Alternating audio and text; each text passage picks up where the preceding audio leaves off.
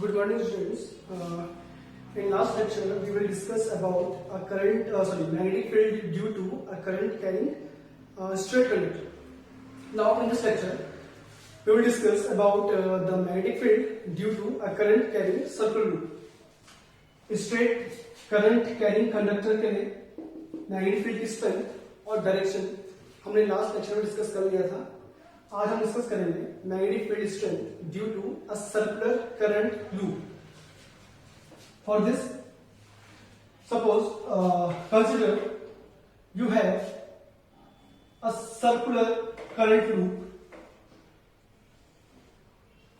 like this one, and suppose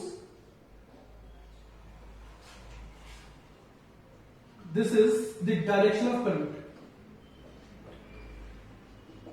ये कुछ current flow इसमें, इस direction of current is clockwise. तो अभी तक हमने जो ऑस्ट्रेलियन एक्सपेरिमेंट में पढ़ा था वो हमने ये देखा था कि मैग्नेटिक फील्ड एक करंट कैरिंग कंडक्टर प्रोड्यूस करता है. उसकी स्ट्रेंथ भी डिपेंड करती है करंट की स्ट्रेंथ के ऊपर, और जो डायरेक्शन है वो भी डिपेंड करती है. तो अभी हम बात कर रहे हैं, हमारे पास एक कंडक्टर है, वो एक सर्कुलर कंडक्टर है, ये कॉइल हम कह सकते हैं, जिसे सर्कुलर लूप और कॉइल. इसमें हम कुछ करंट फ्लो करवा रहे हैं. तो अब हमें देखना है स्ट्रेंथ, इसके पास जो मैग्नेटिक फील्ड की जो स्ट्रेंथ होगी, ये जो मैग्नेटिक फील्ड प्रोड्यूस करेगा, इसकी स्ट्रेंथ किन फैक्टर पर डिपेंड करेगी, और फिर direction of current, direction of magnetic field कैसे इसमें देंगे. तो हम बात एज्यूम कर लेते हैं like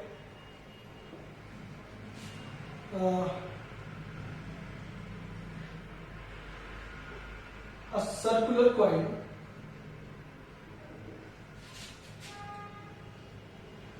having a radius capital R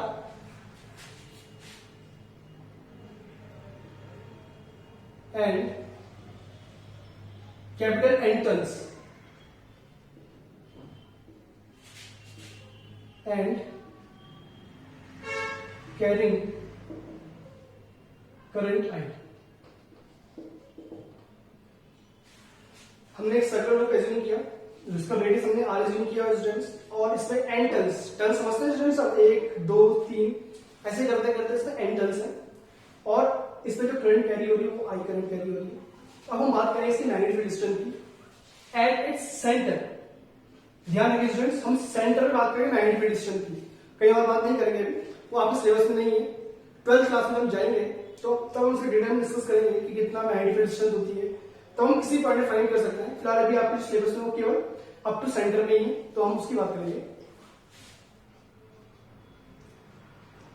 magnetic field at its centre depends on point first,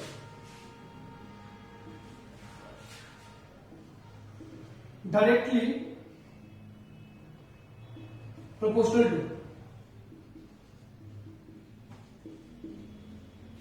current, now we can say directly proportional to strength of current. That is, we can say magnetic field is directly proportional to I, जो हमने last lecture में discuss किया था. Second, directly proportional to number of turns. That is, we can say B is directly proportional to N, and last term inversely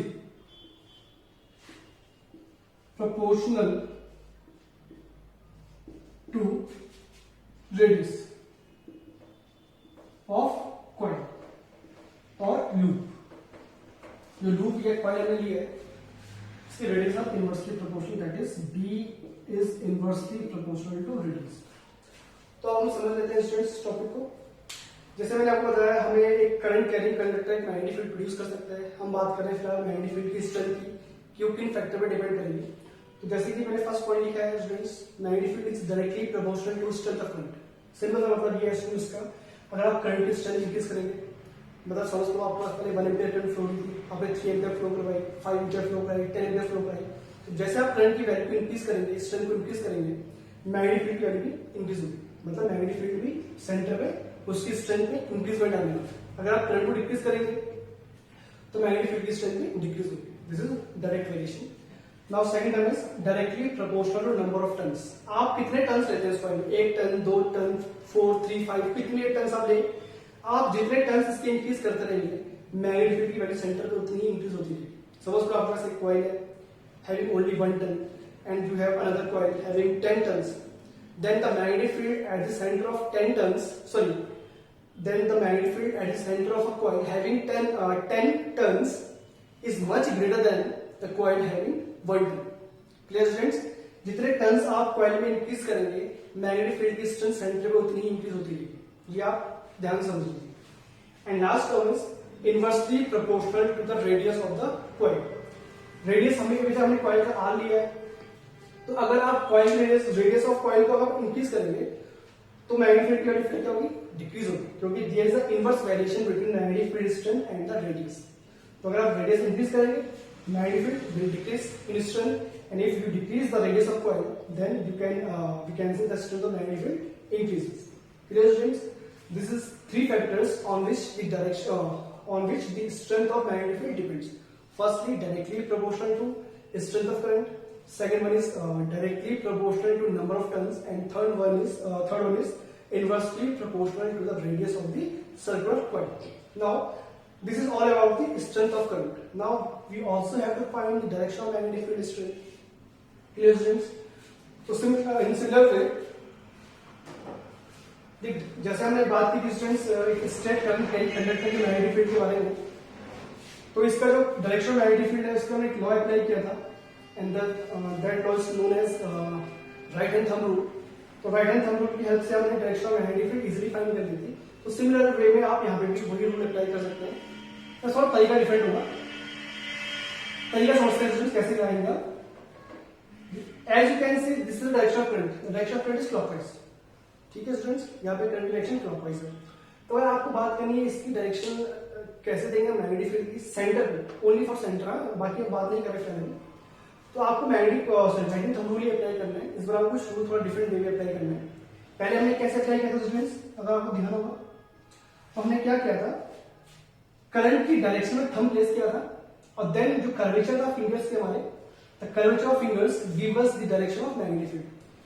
इस बार आपको थोड़ा opposite करना है, आपको करंट को पकड़ना है, ग्रैब्स करो, जिस डायरेक्शन में आपकी करंट फ्लो हो रही है आपको उसको अपनी फिंगर्स की डायरेक्शन में लेके आना है। जैसे कुछ डायरेक्शन ऑफ करंट क्लॉकवाइज है तो आपको इस तरह से करंट को आप पकड़ने की कोशिश करेंगे, and then the thumb, direction of thumb give us the direction of magnetic field. जिस डायरेक्शन में हमारा थंब पॉइंट करेगा वही डायरेक्शन होगी मैग्नेटिक फील्ड की centre. As you can see this is the direction of current with the fingers, and this is the direction of thumb, it means this is the direction of magnetic field.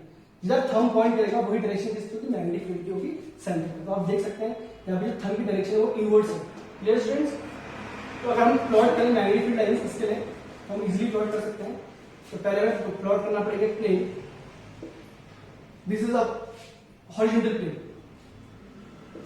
ये मैंने आपको last lecture में बताया था बच्चों, ये wire का ये जो प्लेन है, ये जो प्लेन है हमारे पास, ये नॉर्मल है इस लूप के साथ।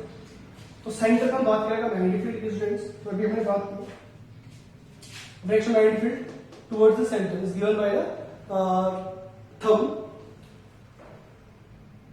These also are the concentric loops. यही बच्चों concentric loops ही होंगी both side।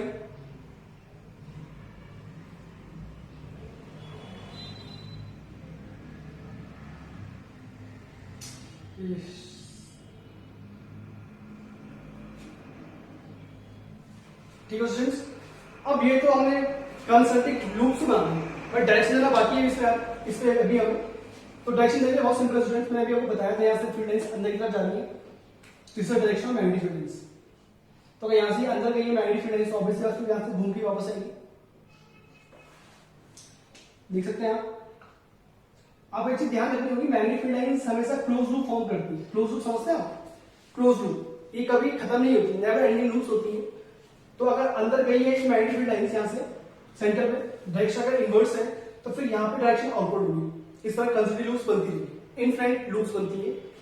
सिमिलरली इस साइड की हम बात कर सकते हैं स्टूडेंट, यहाँ पे डायरेक्शन फिर से देखिए, यहाँ इनवर्ट्स है, फिर यहाँ से क्या होगा, आउटवर्ड होगी, इनवर्ट, फिर यहाँ से आउटवर्ड, इनवर्ट, फिर यहाँ से आउटवर्ड। तो आप देख सकते हैं इस फिगर में जो मैग्नेटिक फील्ड लाइंस है स्टूडेंट्स, वो हमेशा वो नेवर एंडिंग लूप्स होती हैं। कंसंट्रिक तो होती है, नेवर एंडिंग, कभी खत्म नहीं होने वाली लूप्स, हमेशा चलती रहेगी जब तक सर्किट पे करंट फ्लो होती रहेगी। ये मैग्नेटिक फील्ड डिस्टेंस ऐसी रहेगी, मतलब ये डायरेक्शन मैग्नेटिक फील्ड ऐसी रहेगी। जैसे आप मैग्नेटिक फील्ड, जैसे आप करंट की वैल्यू को डिक्रीज कर देते हैं, जीरो कर देते हैं, तो तब ये मैग्नेटिक फील्ड लाइंस जो है वो गायब हो जाएंगी अपने आप। ठीक है स्टूडेंट्स, जब तक ये मैग्नेटिक डायरेक्शन, सॉरी जब तक आपके पास करंट की डायरेक्शन एज इट इज है, तो डायरेक्शन मैग्नेटिक फील्ड भी सेम रहेगा। सपोज कीजिए स्टूडेंट्स, अगर आप डायरेक्शन करंट को रिवर्स कर देते हैं कुछ इस तरह से, this is a current carrying coil and you just reverses the direction current, आपने करंट डायरेक्शन रिवर्स कर दिया, तो आपको थोड़ा ध्यान समझना पड़ेगा। इस बार आप करंट ग्रैब्स करना है, फिंगर की हेल्प से कुछ इस तरह से ग्रैब्स करेंगे, और ध्यान रखिएगा आपको राइट हैंड का ही यूज करना है, लेफ्ट हैंड यूज मत कीजिए। तो ये आपके ग्रैब्स की, इस बार आप देख सकते हैं जो थंब की डायरेक्शन है वो कहां पॉइंट कर रहा है students, this will point in outward direction, तो इस तरह पॉइंट कर रहा है बाहर की तरफ। लूप्स फिर से बनी कंसेंट्रिक्स,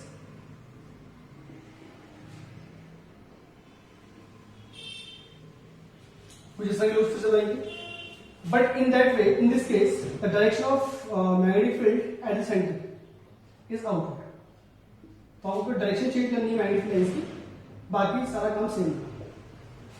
ठीक है स्टूडेंट्स, तो this is our topic in which we find the direction of magnetic field as well as the strength of magnetic field at the center of a circular current carrying coil. I hope ये topic आपको अच्छे से clear हुआ। आप जरूर घर पे जाके इसे रिवाइज कीजिए, अपनी नोटबुक में लिखिए। कोई डाउट अगर आपको है तो आप मेरे से पूछ सकते हैं।